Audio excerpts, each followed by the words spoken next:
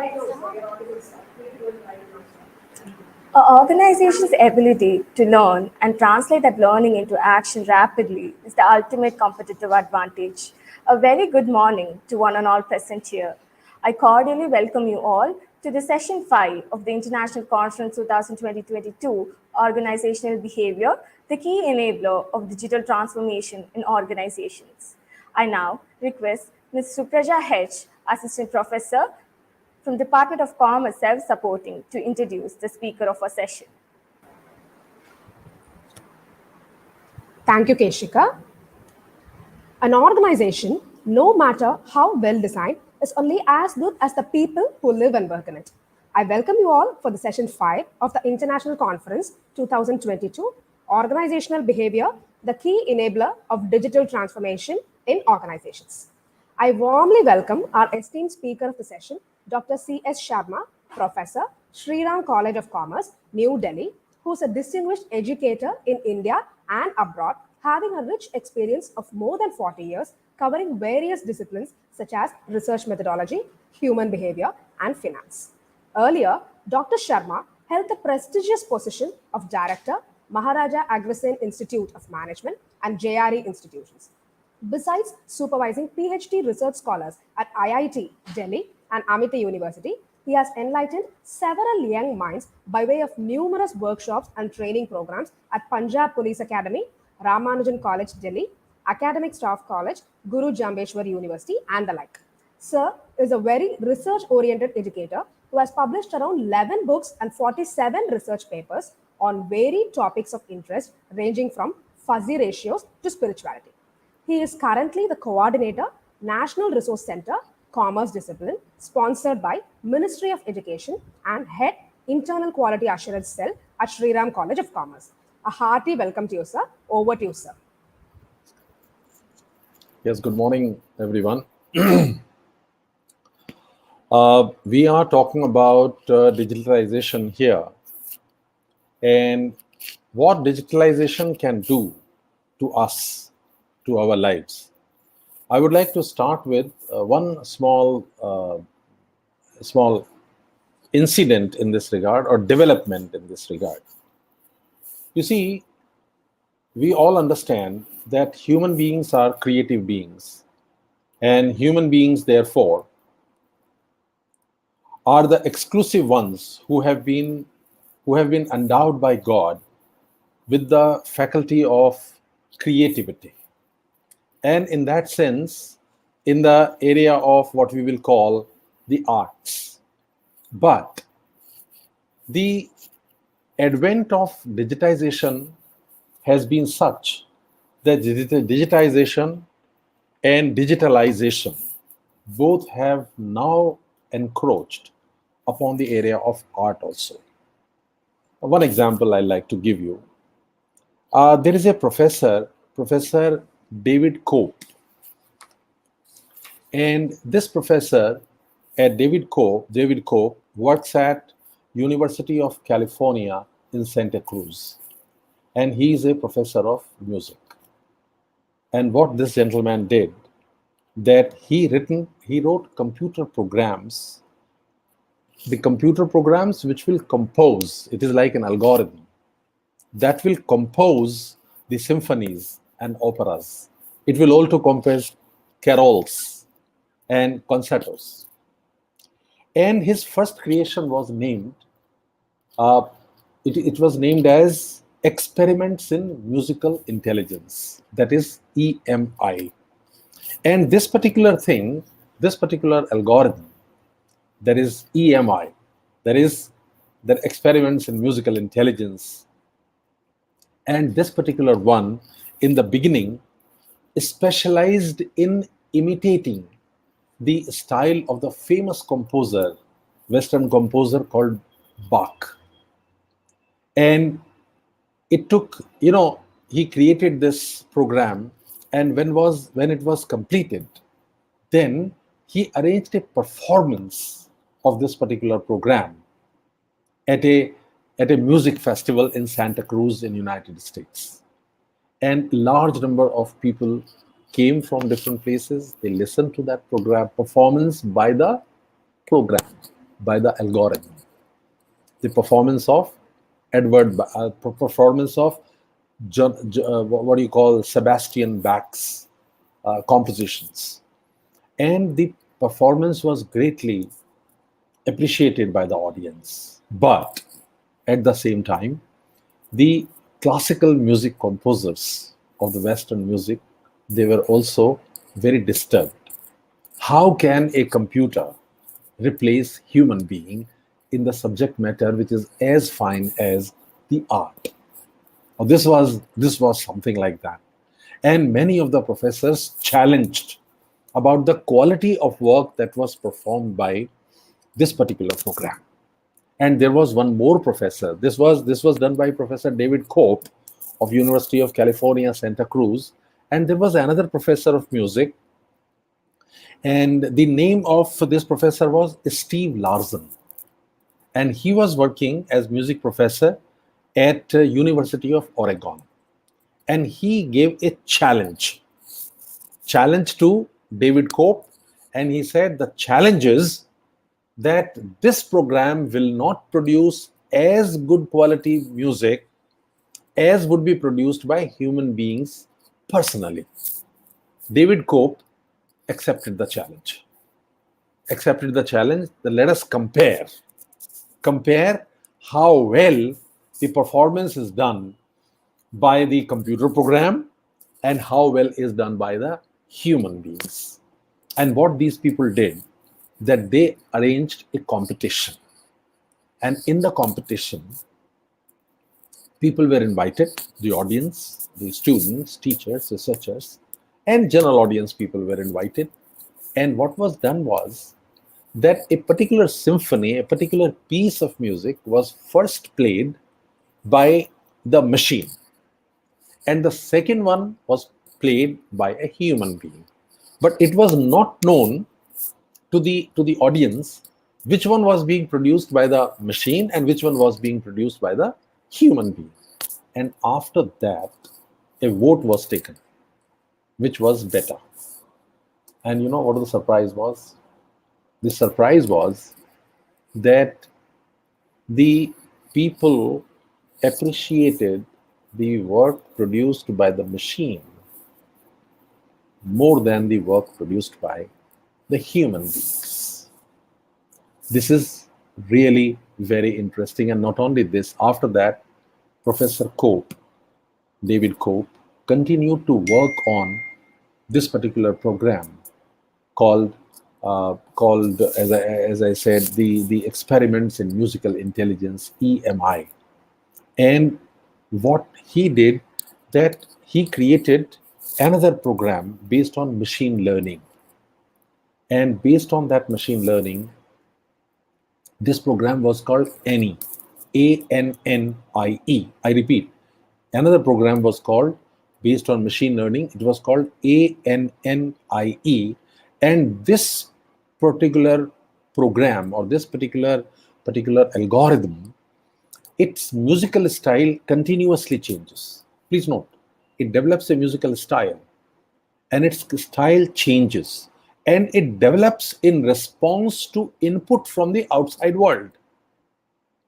Now, you see, David Cope himself did not have an idea, the creator himself did not have an idea what kind of composition will be created, what kind of music, what kind of tune will be created by this program called ANNIE.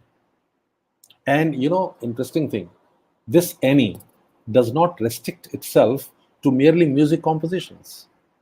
It goes on to explore other art forms like poetry. Now, please understand this, my dear friends. It is digitization. It is an algorithm which is replacing the human being in the field of art. Now, one example. Second example, one more thing I would like to talk about here, and then I proceed further. Second example. Second example is that we human beings have certain faculties. We have some intelligence. We have certain abilities, we have motor abilities, we can accomplish certain tasks, we can fight, we can fear, we can write, we can climb the stairs, and so many things we accomplish. We shoot also, we kill. Here, some work has been going on the human faculties, my dear friends. How human faculties are being utilized, my dear friends.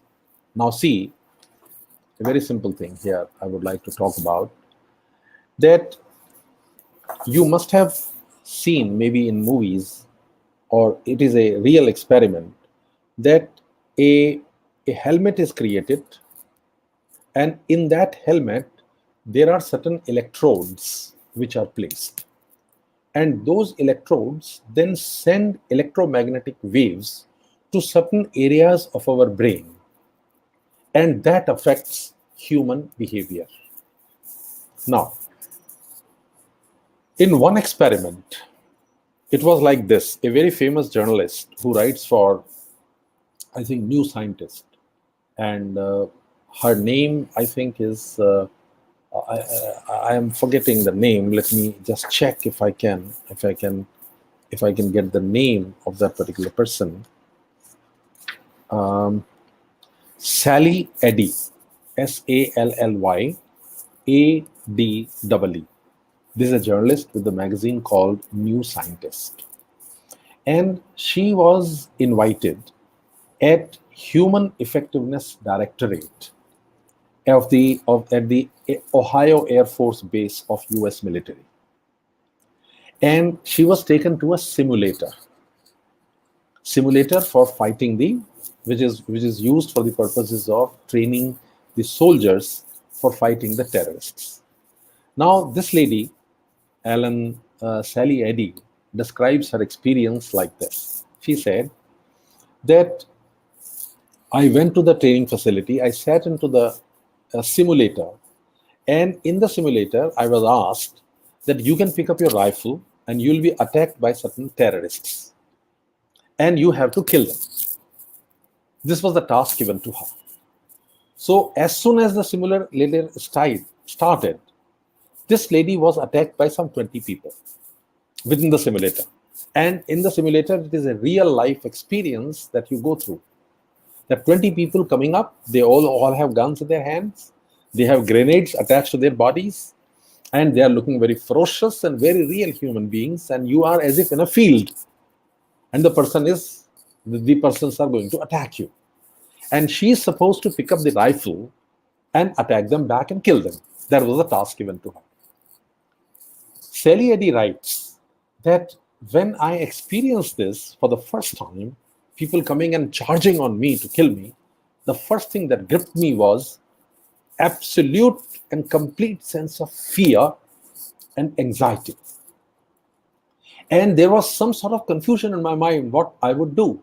But still, I quickly, as a fast response to the stimulus that had been given to me, I picked up my rifle and started attacking. And for every person I will kill, there would be 3 more coming up. And after the game was over, I was virtually perspiring. I was anxious, and there was some sort of depression that had come on me that I was not able to accomplish the task. Now, this is the experience she had. After some time, this helmet, cranial helmet, was put upon her. This cranial helmet had some electrodes at different places which would send electromagnetic currents to certain areas of the brain. And she writes that immediately after putting on this, first thing that happened to her was that she became completely calm. Her anxiety was gone, her fear was gone, her feel of pain was gone, and again the simulator started. And at this time, when she had this particular thing on her head, at this time she describes that she did not feel any fear. She did not feel any anxiety. She did not feel any kind of anxiousness or any kind of restlessness in her mind. She was completely peaceful and calm, as if she was simply enjoying music. And she picks up she said that I picked up the rifle as per the simulator rules, and started killing the people who were attacking me. One by one, I took it. And after some time, it was announced the game over, and lights were switched on. She was back out of the simulator, and the person came there, and he started removing the helmet. And from this person, she asked how successful I was. The reply was that you were able to kill all the persons. Now, we have two stories, dear friends, and from here I'll come to comments. We have two very important stories. In story number one, we saw that an algorithm is replacing the human being. In second one, we have a technology, digital technology, which is affecting our emotions. So I would say we are entering now into a new world altogether. And in this kind of world, how we are going to operate, number one, at societal level, sociological level, and number two, at group level, say small organizations, organizational behavior as we are talking. And if we say society as a whole, then societal behavior also is a part of the organizational behavior. And the third thing is what is going to happen to us at individual level. How are we going to operate and function? Now, one thing, the kind of first thing is that if you look at this example given by this journalist of sitting in the simulator where emotions are being controlled, where our motor ability is being controlled with the help of technology, a question will arise: who will have access to technology? There are works going on which are telling us that even intelligence of the people can be affected. The kind of emotions, as I've said to you, emotions can be controlled. Now, please notice one thing. Who leads the people? Who will be the leader? Leaders are the people who have creativity, number one. Number two, who have knowledge, very important. Number three, they are the people who are emotionally intelligent people, that they are able to lead. And all of these three things can come from technology, dear friends. So, those who will have access to technology will be the leaders, and the wealth of the world is more likely to be accumulated by these people. And we can see a new type of technology coming into existence. Shall I say, if you allow me to say, a new caste system will come into existence. One, the people who have ability to enhance their ability to lead, who have that access, and those who don't. Because people can become intelligent, people can become better emotionally calm, emotionally well controlled, emotionally more intelligent. The people who have more ability, motor ability to do the things and tasks physically. Like, for example, this lady, Sally, as I said, named Sally Eddy. This lady had that ability. When she did not have the helmet on, when she did not have the assistance of the technology, she was not able to perform the task of picking the rifle properly and then shooting the terrorists. But once she had the whole thing, the access to the technology, she was able to perform that task to the extent of complete perfection. Now, this is one thing that is going to happen, my dear friends. And we have to be prepared for that. One. And similarly, emotion control. Now, of course, this technology is still in the nascent stage. For example, in Israel, there are hospitals which are using a technology for dealing with the depression. if the person feels depressed, of course, it is not being used at the mass scale, it is being used only at the selective level. But in those hospitals, what they do is that they put some electrodes in certain areas of the brain which are responsible for depression.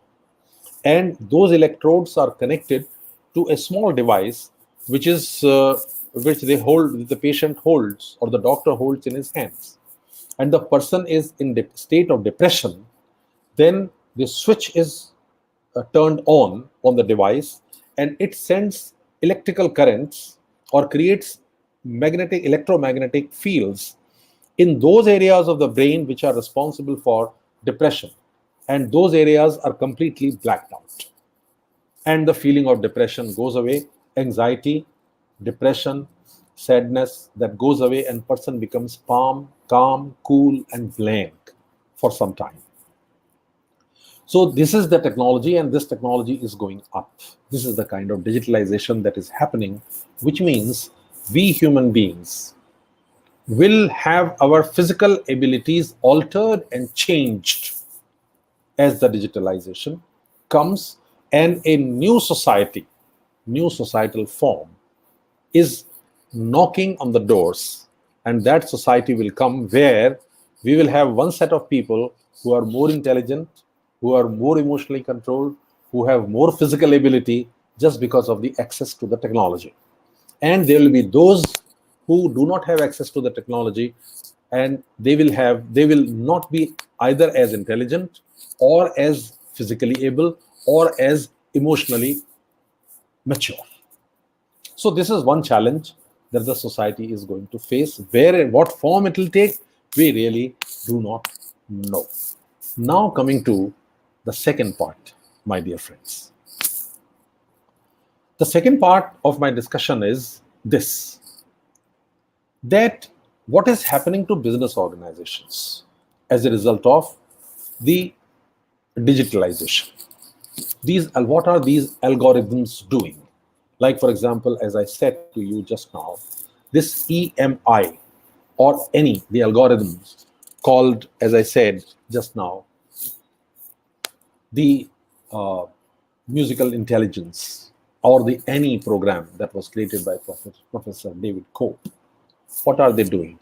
They are disrupting the music industry. Algorithm or a computer program is deciding how music will be created. And you don't have to go far. Look at your Apple phone. This Apple phone has created absolutely a new way in which the music will be consumed. So music companies have to alter their business models, because now music can be consumed through the mobile phones. Apple started it, and it was imitated by all others later on. Look at the photography industry. Earlier, photography, I remember in 80s when I was a young man and I used to photograph. The system was very simple, that we would get a cassette called the photography film. We would insert it inside a camera, and then we would go with the camera and click. And once the click is made, the particular portion of the film is now consumed. Either it is consumed properly or improperly, it is consumed. It was a very expensive affair. Then we will take it out. After that, we will go to the lab, and that lab will process the film, and prints would be taken out, and we will keep the albums. Keep those in the albums. And photography at that time was considered as one of the most expensive hobbies and a very specialized profession. Now, each one of us who holds a smartphone with a camera is a photographer. And the industry has been completely transformed. You see, a very famous company called Kodak that used to rule the roost at that time, that was dominating the photography industry, that got completely wiped out, and that is now a matter of 20 years. So it is like this. So disruption is taking place as a result of this. So what has happened, dear friends, that as a result of digitalization and new technologies arriving and new disruptions taking place, what has happened is that the form in which product is produced and the form in which the product is delivered both have undergone a transformation and a change completely. And what really has happened is that environment is now, it is characterized by four things. The environment, business environment is number one, volatile. Number two, it is uncertain. Number three, it is complex. And number four, it is ambiguous. I will call it VUCA. V for volatile, U for uncertain, C for complex, and A for ambiguous. Now, this is the kind of environment that we are living in, my dear friends. Volatile, uncertain, complex, and ambiguous, in which the creation of the output, creation of the product, as well as the delivery of the product has been completely changed. For example, here again, look at Uber, the taxi aggregator. What is it? It is just an algorithm, just a program. A few persons are managing it, sitting at one place, and a platform has been provided. On that platform, the taxi drivers register themselves that they are available for the purposes of carrying the customers, and on the other one, there are customers who log in. We want to go from place A to place B, and the whole thing is done on that particular platform that brings the two people together. Uber is now one of the largest transport companies without owning any car. So it is an algorithm which has completely replaced. Similarly, look at, for example, the way we eat the food outside. One is, of course, dining in. That experience cannot be replaced. But aggregators like Zomato or aggregators like Swiggy, they have brought the restaurants and the consumers at one place on the platform. It is the algorithm which is now performing this particular task, my dear friends. Now, there may be sociological implications of this. I would not go into that. Let me come to the organizational behavioral part of this.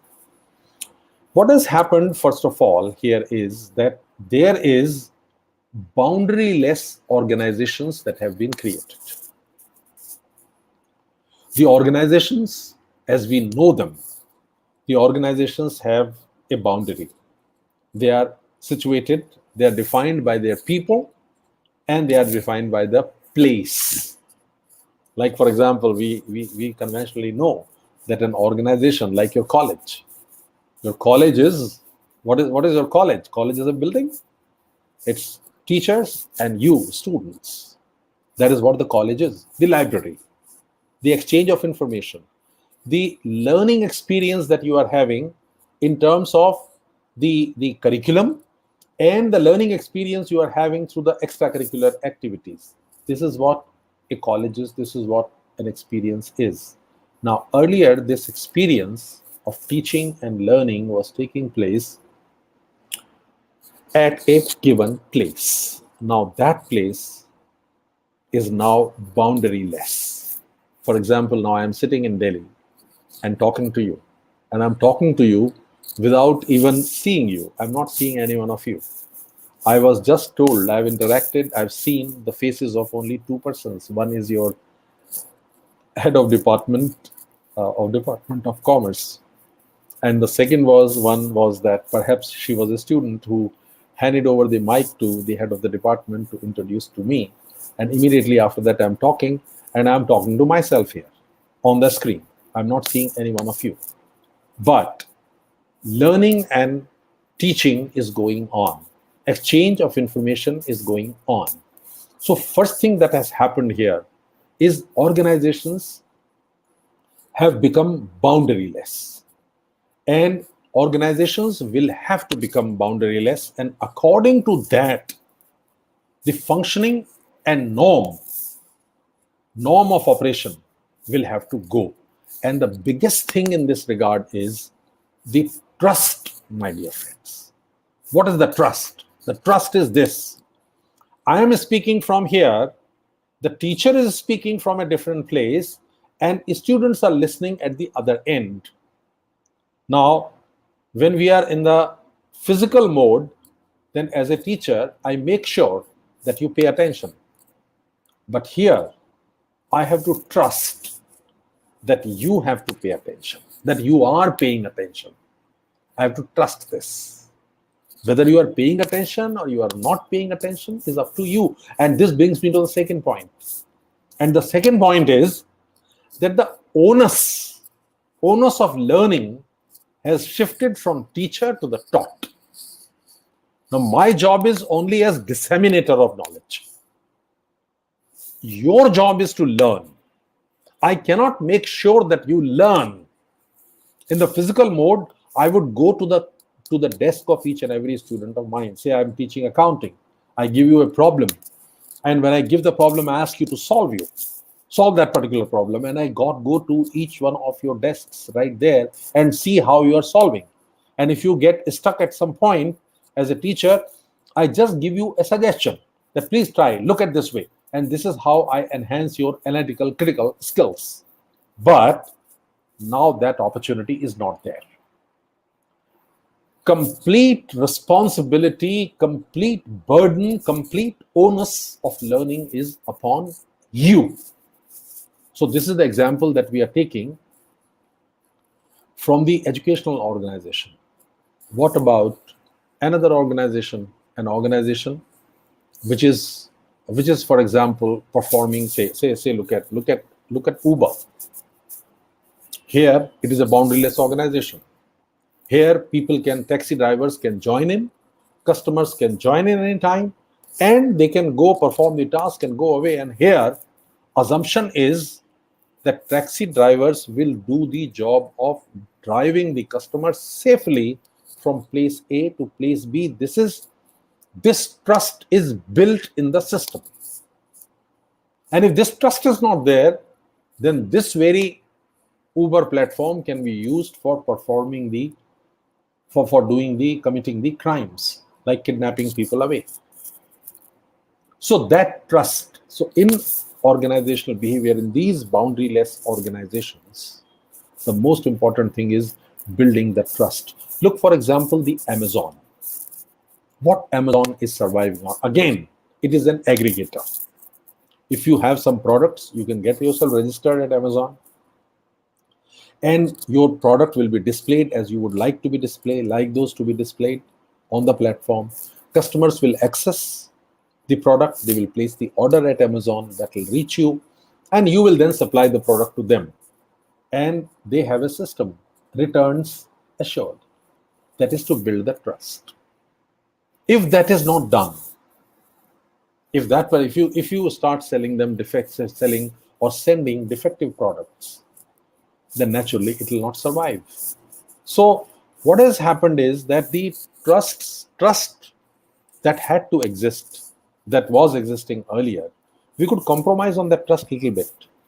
But now we cannot compromise on the trust part of this. This is one of the most important thing that has happened. So first thing, my dear friends, that has happened is that organizational structures have completely, by and large, have been broken, and organizations have become now the boundaryless organizations. And second part of the organizational functioning is what we will call the unbounded innovations.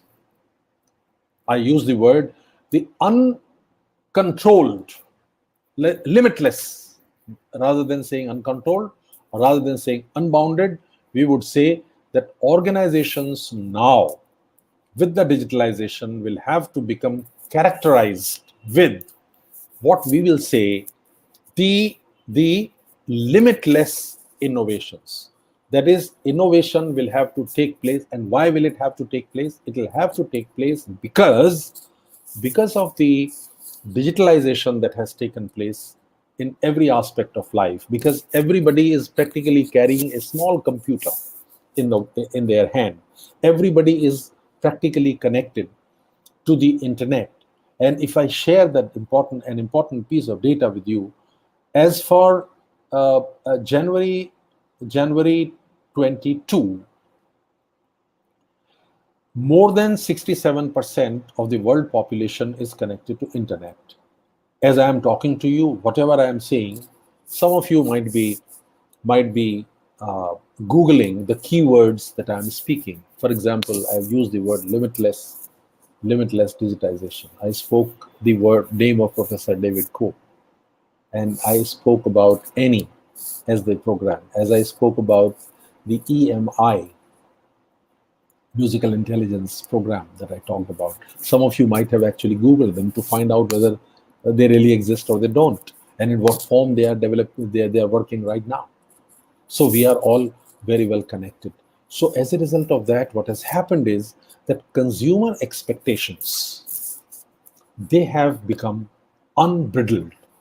The computer expectations are very high, and each consumer wants response to his needs at a supersonic speed, at a speed which could be as fast as playing that video game. That is what the expectation of the consumers is, and as a result of that, the amplification of the dissatisfaction is very high. I'm saying this. For example, the organization provides a particular service. Say, for example, you are on Zomato. You order a particular dish. Say, for example, you order, say a dosa, or say a idli, or some other mesu pak. That is what you order. And it comes to you. And you find that it is not properly packed. And immediately thereafter, you have access to so many platforms, social media platforms. You take a picture through your camera and you post it. You tweet it also. You put it on WhatsApp. And if you're satisfied, you say, well, very nice, look how beautiful. You may say that or you may not say that. But if it irritates you, you will definitely do it. So there is amplification of dissatisfaction. That is, you may or may not get the praise, but you will definitely get the bashing if the delivery is not appropriate, my dear friends. So innovation and change and meeting the consumer expectation has become very, very, very important. And along with this, another organizational behavioral aspect that has emerged is because of the boundaryless organization, digitization of the services, what has happened is that employee expectations have also changed. Now, employees, they want to see legitimacy in their leaders. Legitimacy in the leaders, the senior, the people who are senior to you, are they really worthy of leading you? This is the expectation of the employees. And what is happening now is that within the organizations, we now have three types of individuals. There are various ways of classifying people within an organization. Traditionally, we say there is top management, there is middle management, there is lower management, and at the end of hierarchy, we have people who are workers, right? Now, this kind of rigid hierarchy has no meaning. The classification of the people has now changed.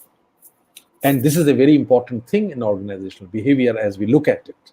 And now we say the people within an organization can be classified into three categories. Category number one, we will call them digital natives or digital experts. The people within the organization who are tech savvy, who have grown up with the new technology, and they have absolutely no difficulty in adapting to the technical ways. Accessing the computer, accessing the internet, making searches on internet, for example. And sometimes we find that if you give a search of a particular idea, some people do it very fast. These are the digital natives. And some people are not able to search the very item they know. because they do not know what exact keywords should be placed and how within the Google search bar. I am saying this on the basis of the experiments we have done and on the basis of interviews we have conducted. So there are digital natives, the people or digital experts. Second, we would call them digital immigrants, the people who don't have this digitization in their DNA, but they are learning. They try to learn and they try to adapt, and whatever opportunity they get, they would try to upgrade themselves, skill themselves. They do not hesitate. They are trying to become. They are the people who are trying, who are open-minded. And of course, there are third ones. I would call them digital refugees. These are the people, mostly senior people in age, the people who are commanding higher positions, but you will often see them making statements like, I do not understand this computer. I do not understand how to write emails. I'm not able to handle the huge information that is coming through Facebook or WhatsApp or Twitter. I'm not able to handle it completely. And even if they have to write an email, they have to respond. They are very slow in writing SMSs. They are very slow in responding on the WhatsApp, because their hands do not move very fast. They are not very quick with this particular motor ability. It takes them time, and they would write their SMSs not as SMSs, but write their SMSs like letters. And the digital natives will always make fun of these digital refugees. So these are the three kind of people that we have within the organization. And my dear friends, here comes the question. We have been talking about intelligence quotient. We have been talking about the emotional quotient of the individual, EQ. But now a new thing is emerging. If you want to survive within an organization, then you must have high AQ. By AQ, I mean adaptability quotient. Your quotient of adaptability needs to be high. And if the adaptability quotient is not there, then you will eventually get discarded into the digital refugee and become completely redundant. So either you lose your job or you lose your respect within the organization. Because employees, particularly the young employees who are coming, they will seek legitimacy within the leaders. So what is happening now is that the companies world over have started a program called reverse mentoring. Now, there is a program. You are students sitting there, faculty members sitting over there. We know teachers mentor their students. Senior managers mentor their juniors within the organization. But now the time has come that companies launch, and they have actually launched, the reverse mentoring to be done by the youngsters of the elders, students mentoring their teachers. And of course, not on the concept, but on the skills relating to the digital dimensions. The younger employees tell the senior ones how to handle the bombardment of data that is coming from social media, from Facebook, from Twitter, from WhatsApp, from all other platforms, from Telegram, from emails. Each day, the managers receive emails to the extent of, say, 70 to 80 emails. Do you have to respond to all of them, and how? And there are spams, then there are promotions, and so on. How to handle those? And at the same time, you have to maintain within the organization the idea of consumer satisfaction. And as I told you, the consumer has become highly demanding. And in this age of the organizations which are VUCA, I repeat, VUCA, which are volatile, which are uncertain, which are complex, which are ambiguous, there are employees they have to be taken care of apart from products, because will employees now, again, when you look at the employee, you do not look at the skill of the employee now. We have to look at three things of the employee within the sphere of organizational behavior. And those three things are: what is his heart? Where is his heart? Which means the employee must have the purpose. He must know why he is doing the way he is doing. That is his heart. And his head. What is his head? He must see. The management must know how the employee is seeing the work. It is not merely why he is seeing the work, but how he is seeing the work. And finally, the hands of the employee. How are they, by hands I mean how they are doing their work. So the classification of the employees at individual level will be in terms of his heart, head, and hands.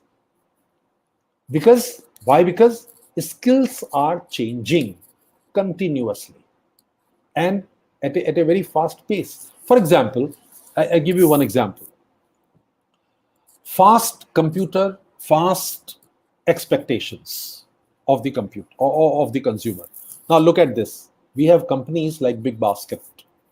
Big Basket is providing groceries. Even Amazon is providing groceries and the daily household use products, daily kitchen use products. But there is a time lag. Time lag is day one day, minimum 1 day. Now, there are companies like, for example, Blinkit and Zepto. In this part of India, these have come there. And I know these companies will provide you whatever you want within 15 minutes to 20 minutes of the time after you place the order. Say you place the order at, say, 11:15. By 11:30, the product will be at your home. Now, how that product is coming? Only those persons are employed for these particular tasks who are able to maneuver their vehicles, motorcycles and two-wheelers, scooters or scooties, through the crowded lanes at a very fast pace within a given area. It is dangerous for their physical self. But still, the companies are doing the same. I do not know whether it is ethically right or wrong. But to meet the consumer expectation, this is what these companies are doing. There are applications which are available. Again, it is an algorithm which is doing it. But physical task has to be performed by somebody. And it is to meet the consumer expectation.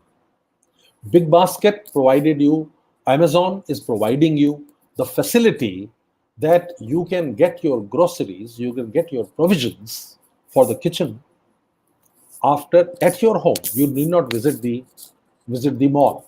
You need not visit the grocer's shop. You just place the order and you get everything, and quality is assured. They make sure the quality is appropriate, but they are aggregators. Remember this. Now, the experience of bringing the shop into the home has a time lag of 1 or 2 days. Now that 2 days is being reduced to 15 minutes because of the expectations. So here, this is what actually the thing is. So from here, I moved, as I said, now we are classifying the employees in a certain way. We are classifying the employees in terms of heart, head, hands. We are classifying the employees in terms of their facility and their ease, with the ease of communication or ease of use of the digital platforms. For example, I say digital natives. Employees can be digital natives. Employees can be digital immigrants. Employees can be digital refugees. And there will be a program. There has to be a program of reverse mentoring within the organization. Yes, that all is happening to meet the consumer expectations, and those expectations are rising at a supersonic speed, and our consumer is such who may or may not appreciate what positive is done by the company, but will definitely amplify and expand the negative experience. So in such circumstances, we have to function. And here in such an environment, one last thing I would say, that the organizations have to move from one set of, say, fixed mindset to what we will call the growth mindset. And what is this growth mindset, my dear friends? The growth mindset is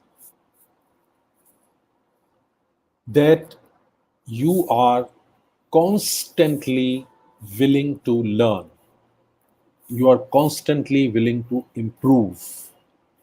And you have a conviction inside you that the abilities that we have, those abilities are not God-given.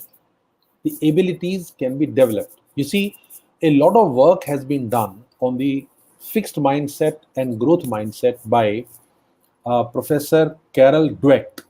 And I would recommend that you please go through that book. The title of the book is Mindset by Professor Carol Dweck, C-A-R-O-L, Carol, and D-W-E-C-K, Dweck. The book is Mindset. The fixed mindset, she says, is that the fixed mindset is of the people who believe that everybody has a fixed amount of intelligence. Intelligence is God-given. Talent is God-given. Character and personality are cast in stone. This is the belief. And most of the people around us are fixed mindset people. On the other hand, the growth mindset people are those who believe that intelligence can be developed. Talent can be developed. Character can be changed. Personality can be evolved. And how it can be evolved? It can be evolved by learning, by developing, by asking for help, and by having no hesitation in accepting your limitation and going to anybody to seek the learning. Now, this is very important, my dear friends. If the leaders in the organization, if the seniors in the organization happen to be digital refugees, or they happen to be digital immigrants, but have fixed mindset, then they will have a hesitation in their mind for learning from the juniors. Oh, he's my student. He's 30 years younger than me. What does he know? I have experience with me. So he has no business to teach me. I will do what I will do and let the technology part be taken care of by these people. So let that be dedicated to them. And I will carry on with my task of dealing with the strategy, making the plans, and so on. But this mindset will have to be set aside now, my dear friends. The strategy making has to change. Our attitudes have to change completely. And they have to change in the direction of learning completely new things, my dear friends. And yes,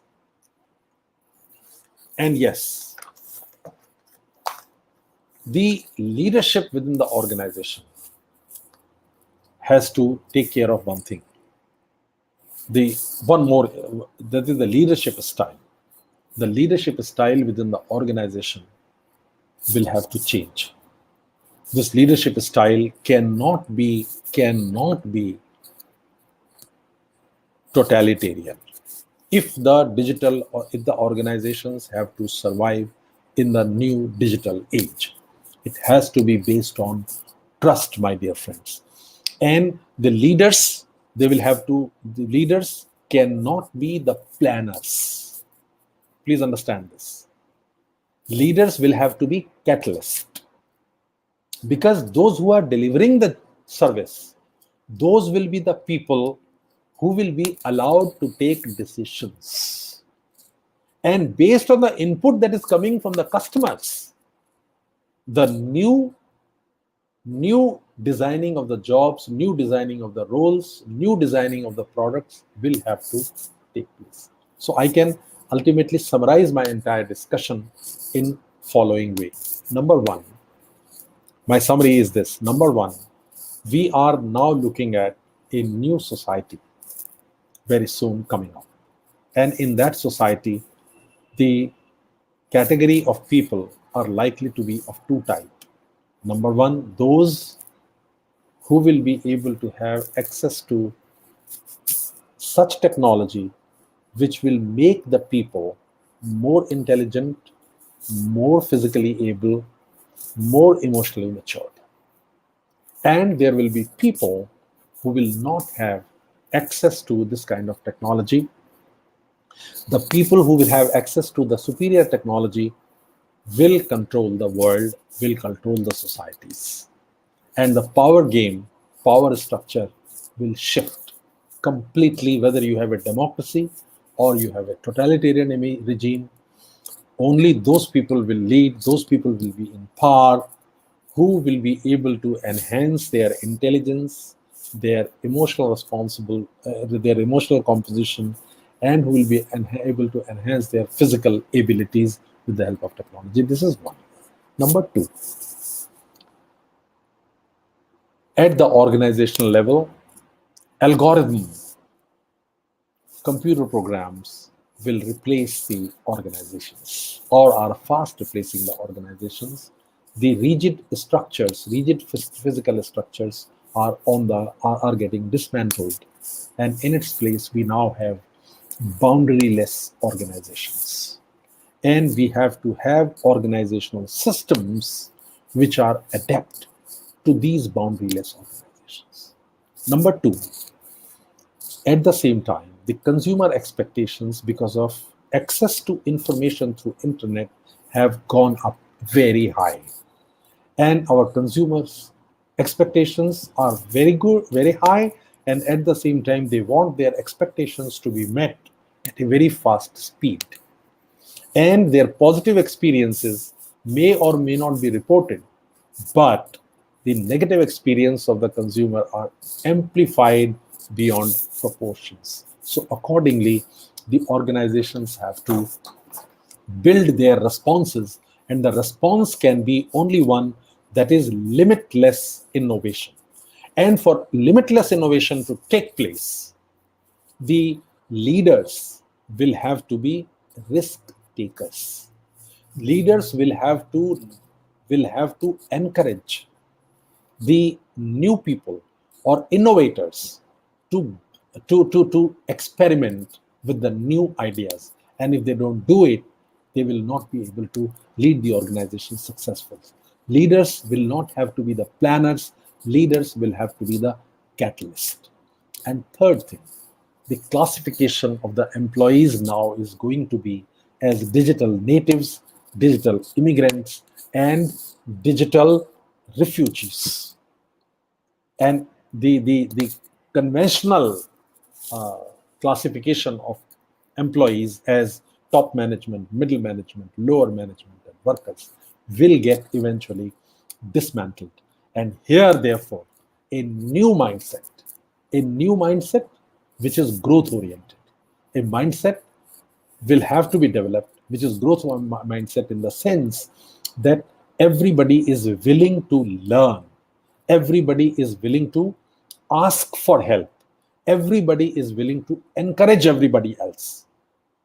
If that kind of thing is not done, then organizations will not be able to succeed and survive. This is all that I have to say. Thank you very much. If there are any questions, I would like to welcome them.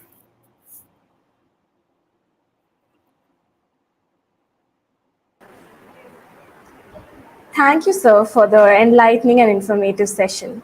Let us now move on to a quick question and answer session. First up, we have, what do you think that would be the future of virtual organizations, say 10 years from now on, in the purview of Vision 2030? You see, virtual organizations, look at Uber. It is a virtual organization. Amazon, it is just a platform. It is a virtual organization. So from 10 years, I mean, these are all growing very fast. And please see one thing, a very interesting thing I can say.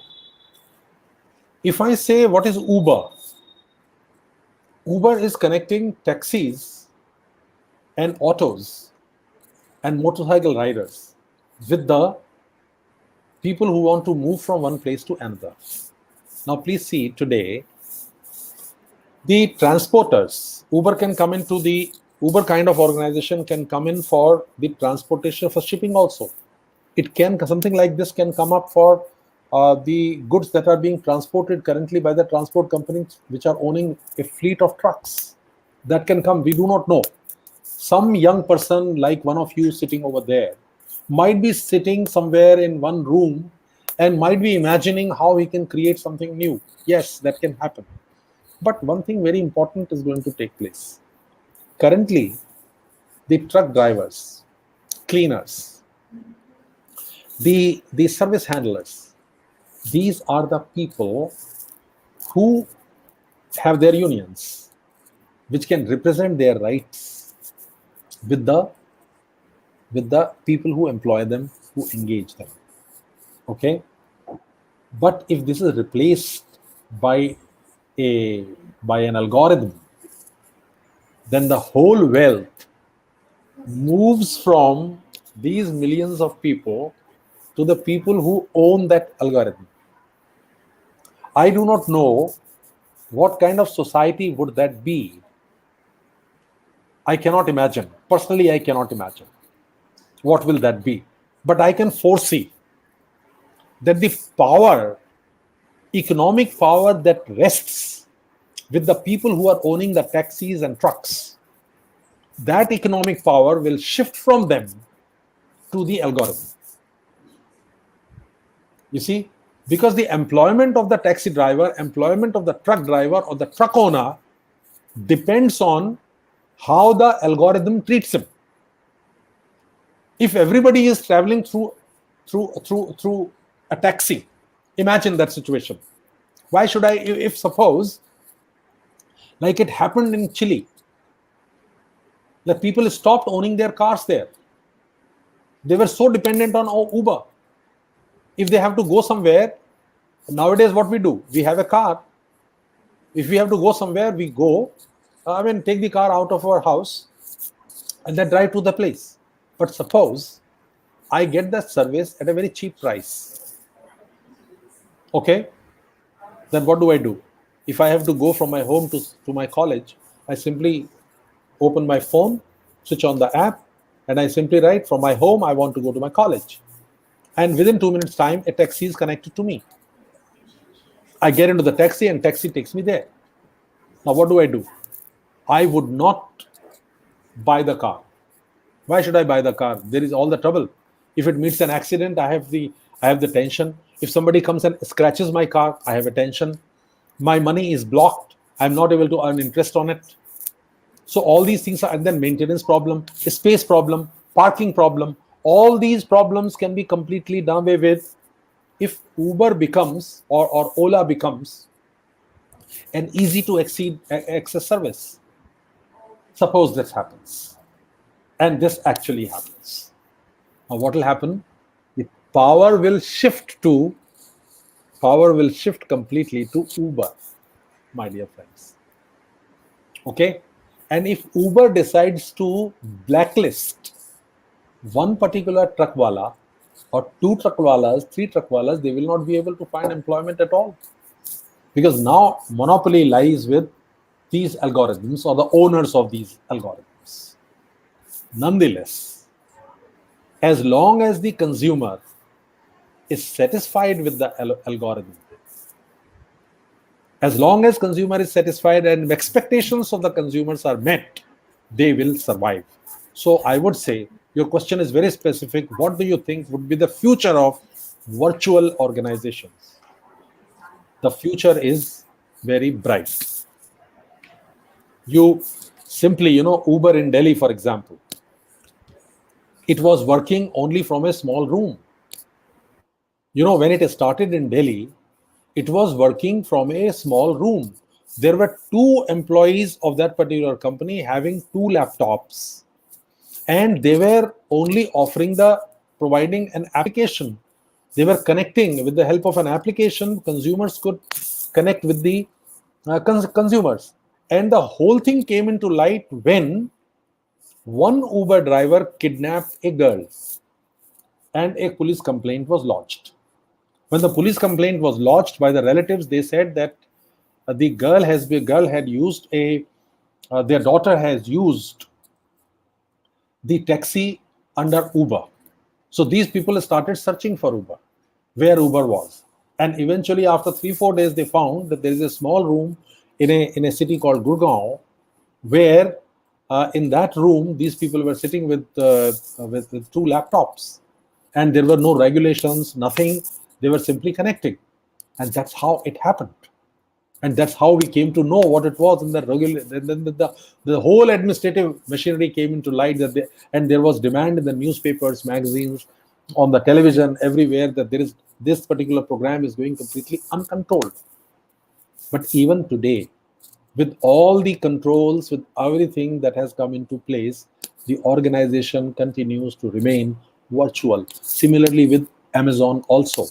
Whatever Amazon services you are doing today, you do not know when you have a complaint who will attend that. It is quite possible that the person sitting in Malaysia or Indonesia or maybe somewhere in Kenya is actually attending to your problem. So organization is virtual. And remember, before 2010, the largest corporations of the world used to be the oil companies. But today, the largest corporations of the world do not produce any product. These companies are Microsoft, Google, Amazon, Facebook, and Alibaba. These are the companies which are the largest companies. So these are virtual companies, my dear friend. They are not giving you any product. They all are offering you certain services. So after 10 years, maybe they will expand. And can you imagine if Amazon becomes more successful and more, Amazon has already killed Futures Group. It is quite possible that Amazon is more successful. The local retailers that you see around your house these days, you may not see them at all, because everything is available through Amazon, and Amazon will control them also. It is quite possible, but we have to wait and watch. I hope I've answered your question. My answer is crisp and clear. Yes, there is a bright future for these virtual organizations. Oyo Hotels, if you think about, a 23-year-old boy created a program. Airbnb, what is that? A program that was created. And here on that particular platform, business is done on the platform. The people who have the accommodation, they register there. The people who want to use that particular accommodation register there. Together they come and decide that I want to come there. I will charge you 1,000 rupees for a night. Yes, I'm willing to pay you. The persons come and visit, and the business is going on. So these are all platforms going on, my dear friends. These are all virtual organizations, and they are all growing by leaps and bounds. Yes, please. I think I have answered the question. Thank you, sir. Now, I call upon Ms. Sriniti of third year BCom Self-Supporting to propose the vote of thanks.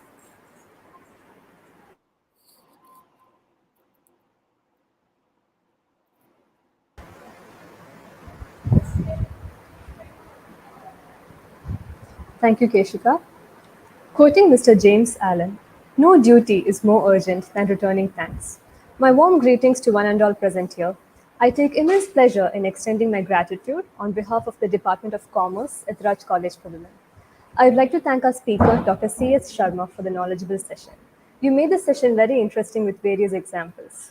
You have indeed motivated us all to embrace technology with an open mind as we step into our career.